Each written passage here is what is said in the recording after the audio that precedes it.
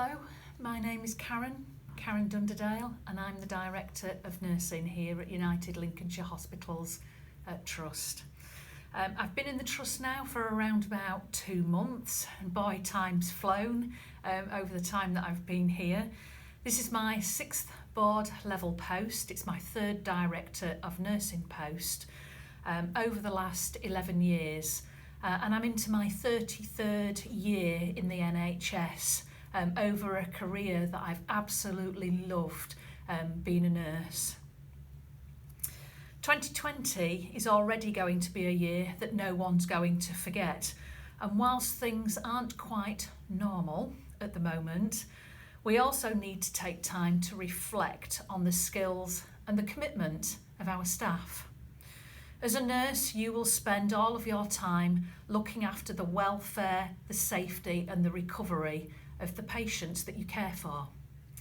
As a nurse, you will have an enormous amount of knowledge, and many will have diverse skill sets, which you will spend years in perfecting and developing. All of this time working decidedly tough environments where there's extreme stress, which is just part of the job. As a nurse, you bring new life into the world. You care tirelessly for the sick and the injured. And sometimes you see those patients that you've spent a lot of time with and you've tried everything to save them pass away despite your best efforts. This year is Florence Nightingale's bicentennial year, and as a result is also the first ever International Nurses and Midwives year.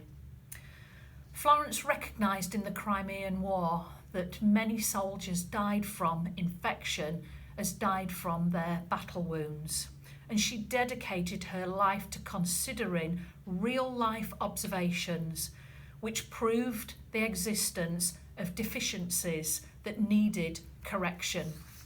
And she wrote up her notes in the book Notes on Hospitals, and if you're interested, Google this, it's well worth a read. And I'm just going to read to you the contents page of that book. She talks in that book about ventilation and warming. Isn't that something that we do? Try to keep our patients warm. Noise, variety, taking food. What food? That's something that we spend a lot of time thinking about, the nutrition and the fluid intake of our patients. Bed and bedding. We spend a lot of time looking at mattresses, the type of bedding, pressure relieving devices and the skin integrity of our patients. The cleanliness of rooms and walls.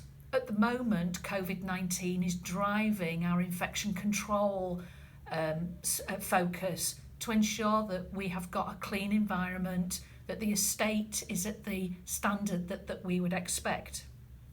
Personal cleanliness is also a chapter in her Notes on Hospitals, and we as nurses spend time at the bedside and closest to our patients, ensuring that they're able to wash, that they're clean, that wounds are clean, that they maintain cleanliness.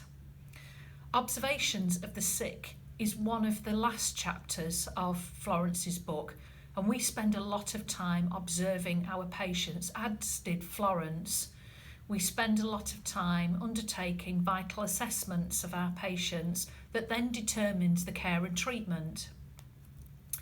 Were Florence to visit the wards in hospitals in our time, she would find that nursing has continued in her footsteps, and we fostered her work. In fact, Notes on Hospital has become our Bible, along with the NMC Code of Conduct. Whether you're a registrant or a non-registrant, both of those things are vital to what we do. Granted, we don't always get things right, and Florence would find many issues were she to be in our hospitals that would be depressingly familiar to her. However, we continue to strive for the best that we can for our patients, and now more than ever, we need to recognise the massive contribution of nurses and midwives making caring for the people of Lincolnshire. It's our chance to showcase and to celebrate the professions. Nursing and midwifery touch all of our lives at some point. We all have a connection. Nursing is a unique profession. It's built on compassion and kindness. We work with our patients to empower them to live their best lives and fight for them when they need us most. Nurses and midwives make up the largest number of the NHS workforce. They are highly skilled, multifaceted professionals from a host of backgrounds that represents our diverse communities.